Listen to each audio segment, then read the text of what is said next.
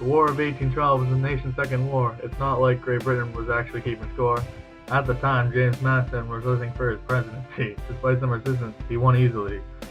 Just like Tommy J, Madison wanted peace, although he could not do it with ease.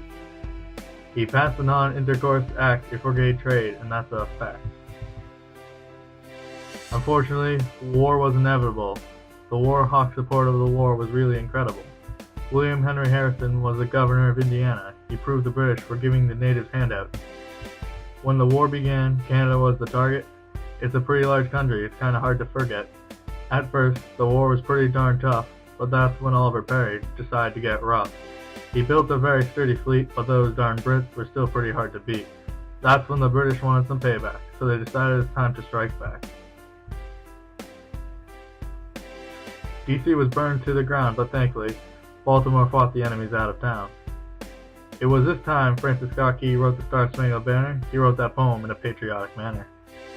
Later that year, another battle was about to appear. The Battle of Lake Champlain was an American victory, it was clear. It was put down in history.